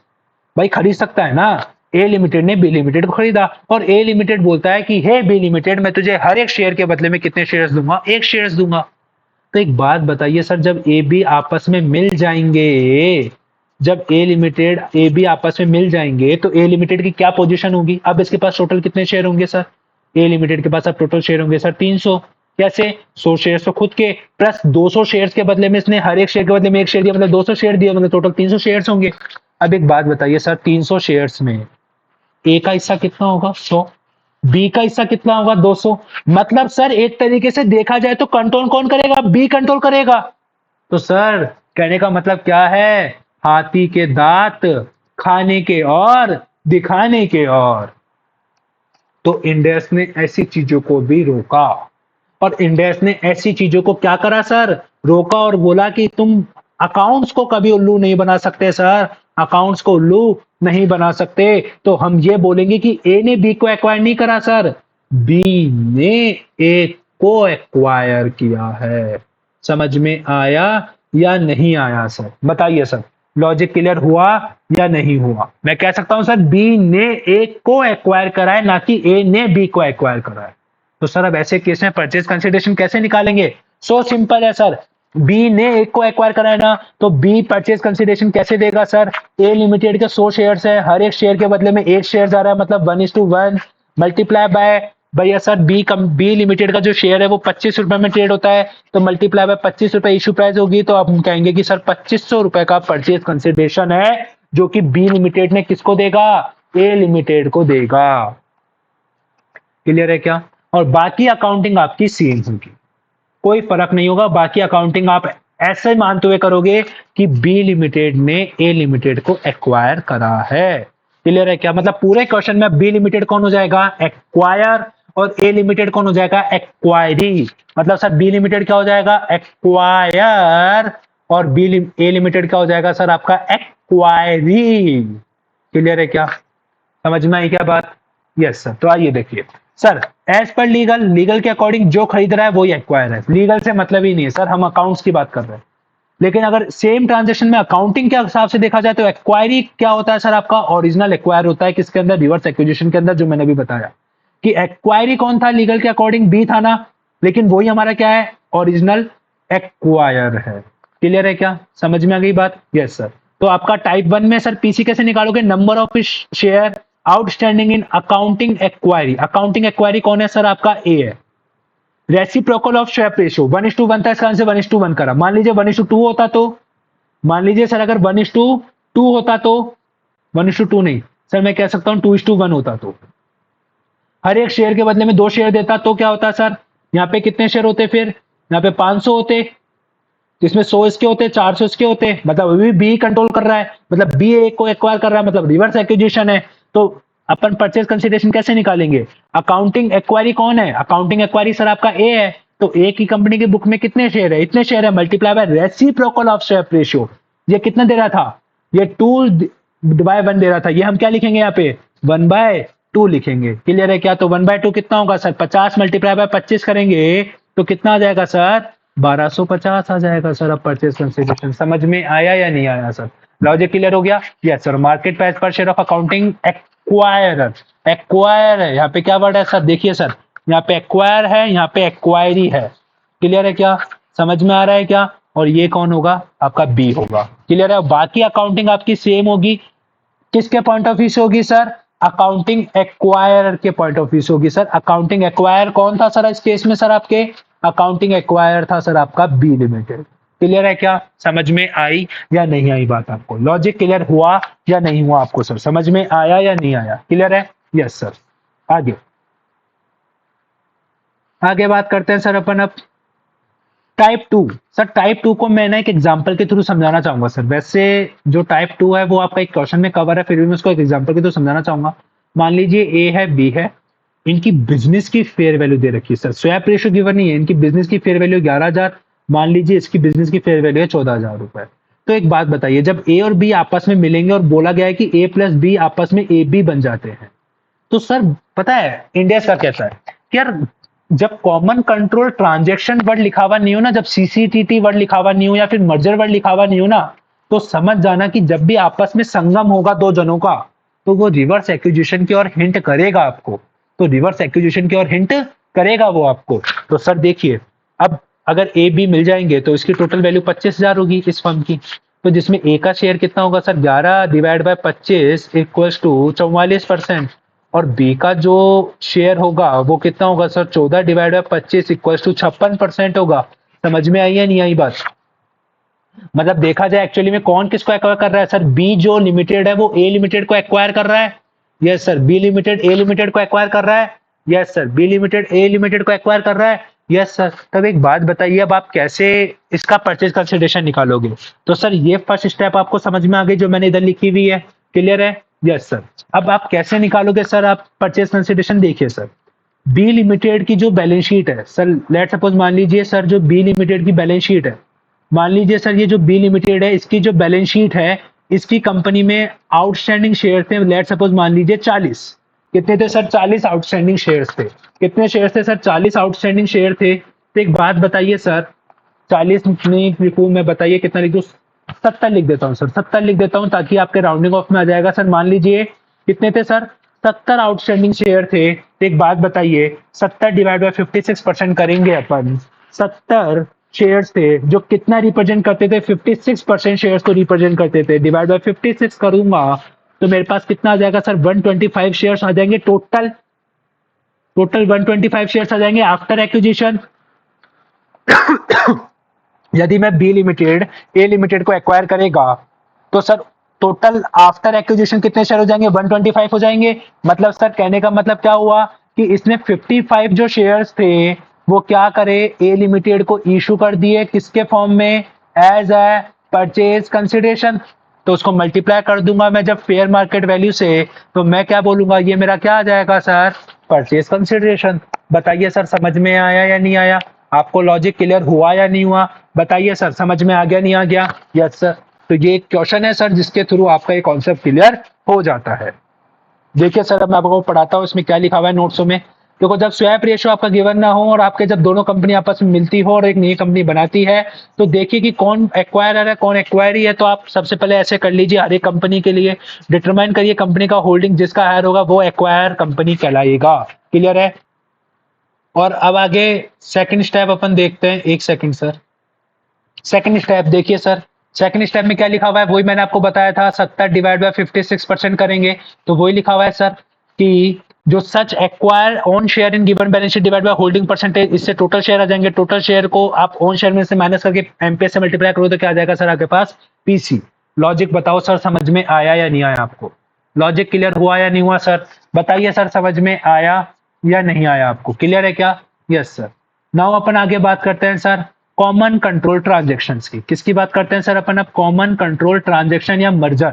अगर ये वर्ड लिखे हुए हैं ना सर तो गारंटी है कि आपके पास रिवर्स एक्विजिशन नहीं होगा सर, क्योंकि इनका क्या होता है, जो कंट्रोल होता है ना वो सेम होता है सर। कंट्रोल क्या होता है? सेम होता है। क्लियर है? जैसे कि sir A limited B limited दोनों मिले और आपस में क्या बन गए? A B limited. बट जो कंट्रोल होगा वो किन के पास होगा सर?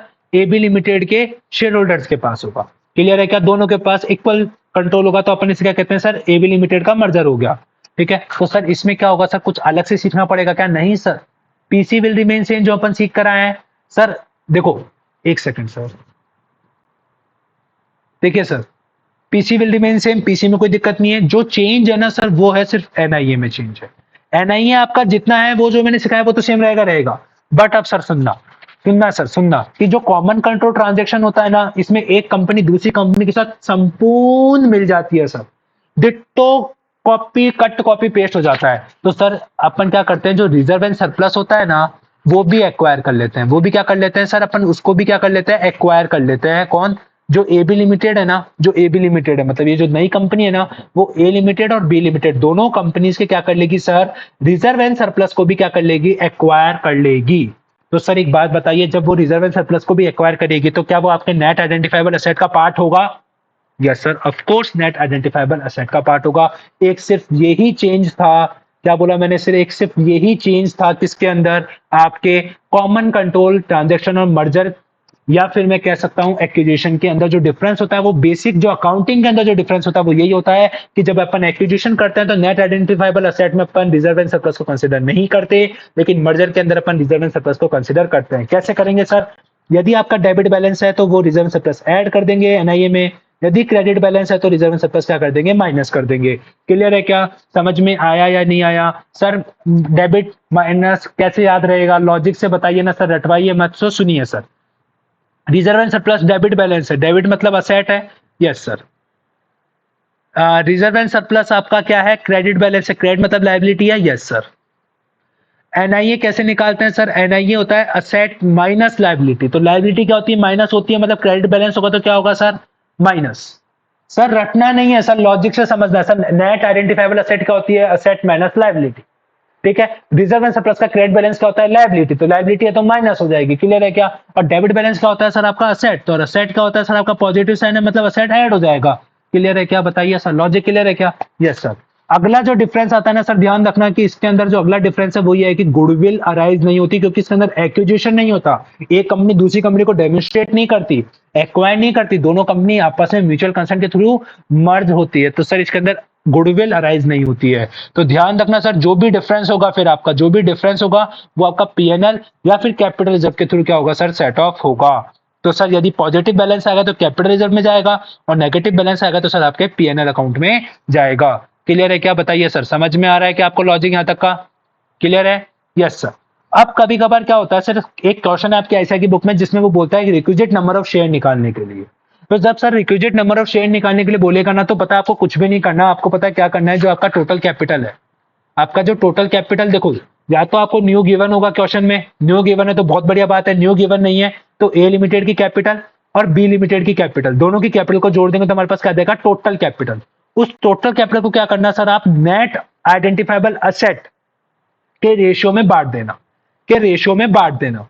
क्लियर है क्या, समझ में आई क्या बात? लेकिन सर अब जब ध्यान रखना कि ये जो नेट आइडेंटिफाइबल असेट लोगे ना, इसमें आप एक्सक्लूड कर देना किस चीज को, रिजर्व एंड सरप्लस का इम्पैक्ट एक्सक्लूड कर देना सर। मतलब रिजर्व एंड सरप्लस का इम्पैक्ट आपको कंसिडर नहीं करना, उसके अलावा जो नॉर्मल वाले तरीके से जो नेट आइडेंटिफाइबल असेट आती है ना, उस रेशियो में आप क्या करना सर, टोटल कैपिटल को डिस्ट्रीब्यूट कर देना, तो आपके पास क्या आ जाएगा सर, आपके पास रिक्विजिट नंबर ऑफ शेयर्स जो आप एलोकेट करोगे वो आ जाएंगे। क्लियर है क्या? यस सर, ये चीज लिखी हुई है, ये देख लीजिएगा सर, जो मैंने यहाँ पे लिखा है, net asset excluding reserve surplus effect. अगला सर, अगला मैं कहता हूं कि सर जब भी अपन मर्जर का क्वेश्चन सॉल्व करेंगे, हर एक आइटम को बुक वैल्यू पर, एक और बड़ा डिफरेंस है सर मर्जर के केस में कि अपन फेयर वैल्यू कंसिडर नहीं करते सर, अपन फेयर वैल्यू को कंसिडर नहीं करते सर, हम बुक वैल्यू को कंसिडर करते हैं, और बुक वैल्यू को क्या कर देते हैं, बुक वैल्यू के बेसिस पर हर एक आइटम को अपन क्या करते हैं, ऐड करते चलते हैं। क्लियर है सर? अगला कि जो शेयर कैपिटल होता है, रिजर्व में सरप्लस होता है, उसको भी हम क्या कर देते हैं sir, line by line add कर देते हैं। क्योंकि सर जब आप एक्विजिशन के अंदर में जब आपको बैलेंस शीट बनाना सिखाऊंगा नेक्स्ट वीडियो में, तो उसमें मैं आपको बताऊंगा कि हम जो सब्सिडी कंपनी होती है, मतलब जो जिस कंपनी को हम एक्वायर करते हैं, उस कंपनी की ना तो शेयर कैपिटल लेते हैं, ना उस कंपनी की हम रिजर्व एंड सरप्लस लेते हैं। क्या बोला मैंने? जब हम एक्विजिशन का केस होता है और जब हम बैलेंस शीट बनाते हैं, तो जो हमारी सब्सिडी कंपनी है, जो हमारी एक्वायरी कंपनी होती है ना, एक्वायरी कंपनी जो होती है, क्या बोला मैंने, जब हम एक्विजिशन का केस होता है, बैलेंस शीट बनाते हैं, या फिर जब हमारी सब्सिडी कंपनी और एक्वायरी कंपनी होती है ना, उसकी ना तो शेयर कैपिटल लेते हैं, ना उसका रिजर्व एंड सरप्लस लेते। लेकिन सर यदि मैं बात करता हूं मर्जर की, तो मर्जर के केस में सर हम क्या करते हैं, जब बैलेंस शीट बनाते हैं ना, तो शेयर कैपिटल भी लेते हैं और रिजर्व एंड सरप्लस भी लेते हैं, और लाइन बाय लाइन ऐड कर देते हैं। क्या कर देते हैं sir? Line by line add कर देते हैं रिजर्व एंड सरप्लस को भी। क्या बोला मैंने sir? Share capital and reserve and surplus को भी। क्लियर है क्या? बताइए सर, समझ में आया क्या? Yes sir. अब अपन बात करते हैं सर डीमर्जर की। ये भी एक इंपॉर्टेंट क्वेश्चन है सर, नवंबर 23 में या तो रिवर्स एक्विजिशन आएगा या फिर डीमर्जर आएगा, आएगा इन दोनों में से कोई एक टॉपिक सर, 100% श्योर, उस चीज को लिखा के ले लीजिएगा सर। ठीक है, तो डीमर्जर की बात करते हैं सर। तो डीमर्जर में देखो, डीमर्ज कंपनी, अभी आपको पता है क्या हुआ था, मान लीजिए जैसे ए लिमिटेड है, ए लिमिटेड ने अपने दो डिवीजन में थे, दो डिवीजनों को उसने टुकड़े कर दिए, A1 बना दिया और एक A2 बना दिया। और जो A1 A2 था, जो उसके जो दो डिवीजन थे, उसने A1 को क्या कर दिया, क्या कर दिया, किसी एक न्यू कंपनी को क्या कर दिया, ट्रांसफर कर दिया। लेकिन उस न्यू कंपनी को जब ट्रांसफर कराना, तो सर न्यू कंपनी को ए लिमिटेड ही क्या करता था, कंट्रोल करता था। ए लिमिटेड क्या करता था, उस न्यू कंपनी को कंट्रोल करता था, और उस न्यू कंपनी को क्या करा, ए लिमिटेड ने अपने A1 डिवीजन को ट्रांसफर कर दिया। तो सर ऐसे केस में जो डीमर्ज कंपनी मतलब ए लिमिटेड, डीमर्ज मतलब क्या होगा सर इस केस में, ए लिमिटेड। तो ए लिमिटेड क्या एंट्री करेगी सर, तो एक बात सुनिएगा सर, जब A1 की जितनी बैलेंस शीट है, A1 की बैलेंस शीट में जो भी लायबिलिटीज होगी, जो भी असेट होगी, जो भी रिजर्व एंड सरप्लस होगा, वो सब की सब क्या हो जाएगा, ट्रांसफर हो जाएगा। किसको हो जाएगा सर? न्यू कंपनी को ट्रांसफर हो जाएगा। सर एक्विजिशन, सर ये मर्जर का केस होना है सर, ये मर्जर का केस होना है, जो आप रिजर्व को भी ट्रांसफर कर रहे हो। बेटा मैंने क्या बोला, कंट्रोल सेम है, इन दोनों का कंट्रोल सेम है, दैट मीन्स कि मर्जर का केस है, कॉमन कंट्रोल है। तो सर मर्जर के केस में तो रिजर्व एंड सरप्लस भी ट्रांसफर होता है। तो सर तो डीमर्ज वाली एंट्री, डीमर्ज जो एंटिटी है, मतलब जो A1 है, वो क्या है, मतलब जो ए लिमिटेड है, वो क्या एंट्री करेगी, वो एंट्री करेगी सर कि जो भी, क्लियर है क्या? Yes sir. तो ए लिमिटेड क्या एंट्री करेगा, ए लिमिटेड एंट्री करेगा सर लायबिलिटीज, अब डिस्चार्ज हो रही है तो लायबिलिटी डेबिट करेगा, क्योंकि लायबिलिटी खत्म करनी है। असेट खत्म करनी है तो असेट क्रेडिट करेगा। सर रिजर्व एंड सरप्लस का यदि क्रेडिट बैलेंस होगा, मतलब लायबिलिटी है, लायबिलिटी खत्म करनी है, तो मतलब रिजर्व एंड सरप्लस के क्रेडिट बैलेंस को क्या करेगा, डेबिट करेगा। और रिजर्व एंड सरप्लस का अगर डेबिट बैलेंस है तो उसको क्या करेगा, क्रेडिट क्रेडिट करेगा डेबिट बैलेंस को, क्योंकि वो असेट असेट को खत्म करने के लिए क्रेडिट किया जाता है। क्लियर है क्या? और जो भी गेन और लॉस होगा उसको क्या कर देगा, यदि गेन होगा तो सर कैपिटल रिजर्व, और लॉस होगा तो सर आपका पीएनएल जाएगा। और सेम वही एंट्री जो मैंने आपको समझाई है। क्लियर है क्या? समझ में आई क्या बात? लॉजिक क्लियर हुआ क्या? Yes sir. अब अपन बात करते हैं सर रिजल्टेड एंटिटी की केस में। किसमें बात करते हैं sir? Resulted entity. Resulted entity मतलब वो न्यू कंपनी, उस न्यू कंपनी की बुक में क्या एंट्री होगी सर, एक बात बताइए। वो असेट लेगा at the rate book value, क्यों सर? मर्जर है ना sir, D merger, merger words में मर्जर आ रहा है, मर्जर आ रहा है मतलब बुक वैल्यू पे होगा पूरा काम। दूसरा रिजर्व एंड सरप्लस भी आएगी। क्लियर है क्या? तो सर अब असेट आएगा तो असेट आने वाली चीज को डेबिट करेगा, लायबिलिटी आएगी लायबिलिटी को क्रेडिट करेगा। उसके साथ सर आपके रिजर्व एंड सरप्लस है, अगर रिजर्व एंड सरप्लस का डेबिट बैलेंस है तो हमारी असेट असेट आती है, आने वाली चीज क्या होगी, डेबिट। तो असेट रिजर्व एंड सरप्लस के डेबिट बैलेंस को क्या करेगा, डेबिट करेगा। रिजर्व एंड सरप्लस का अगर क्रेडिट बैलेंस है मतलब हमारी लायबिलिटी है, लायबिलिटी आती है मतलब हमारे पास क्रेडिट होगी। क्लियर है क्या? Yes sir. और हम जो परचेज कंसिडरेशन उसको दे रहे हैं वो हमारा क्या होगा सर, टू बिजनेस परचेज से क्या कर देगा, क्या कर देगा सर, क्रेडिट कर देगा। समझ में आई या नहीं आई बात? और जो भी डिफरेंस होगा सर, यदि गेन होगा तो कैपिटल रिजर्व में, और लॉस होगा तो कहाँ जाएगा सर, आपके पीएनएल अकाउंट में जाएगा। क्लियर है क्या? बताइए सर, मर्जर का और डीमर्जर का कॉन्सेप्ट आपको क्लियर है क्या? यस सर, गॉट इट, समझ में आ गया है। अब अपन बात करते हैं सर लास्ट कॉन्सेप्ट की, जिसका नाम है सर कॉन्सेंट्रेशन टेस्ट, जो मे बी सर आपसे एग्जाम में ज्यादा से ज्यादा 5 मार्क्स के लिए जो क्वेश्चन नंबर 6 होता है ना, उसका पार्ट बन के आ सकता है। तो सर छोड़ के मत जाइएगा, कर लीजिएगा सर, मैं भी करवा रहा हूँ उसको। इसका एक क्वेश्चन है सर, कर लीजिएगा। देखिए सर, कंसंट्रेशन टेस्ट क्या होता है सर, बेसिकली है ना कि कोई आपका कंसंट्रेशन टेस्ट एक इंडेक्स का एक क्राइटेरिया है जो ये बताता है कि वो बिजनेस एक्विजिशन है या फिर वो असेट एक्विजिशन है।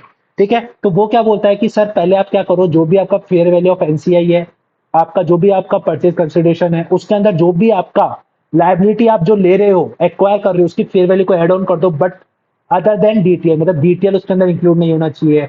प्लस सर जो भी आपका कैश है, कैश को आप माइनस कर दीजिए, उसके साथ जो भी आपका डीटीए है, डीटीए को माइनस कर दीजिए। तो सर आपके पास जो अमाउंट आता है ना सर, इस अमाउंट को हम क्या कहते हैं, ग्रॉस।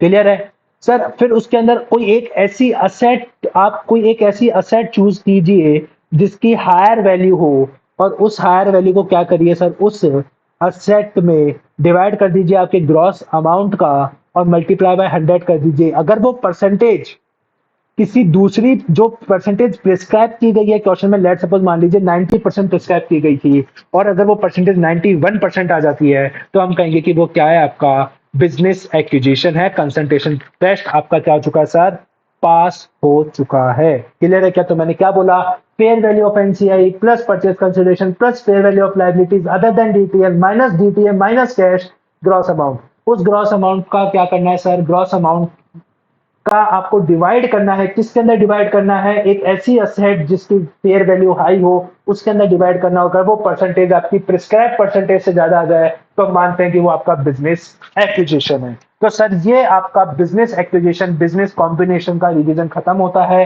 अपन नेक्स्ट वीडियो में कंसोलिडेशन का रिवीजन करेंगे। सर अगर आपको ये वीडियो पसंद आई है तो लाइक शेयर सब्सक्राइब करना ना भूलिए। और सर ध्यान रखिए, 20 मार्क्स का चैप्टर है, ईच एंड एवरी क्वेश्चन आप आराम से कर सकते हो। उसके नोट्स आपको टेलीग्राम चैनल पे मिल जाएंगे, टेलीग्राम चैनल का लिंक वीडियो के डिस्क्रिप्शन बॉक्स में। जय हिंद sir, bye bye bye bye.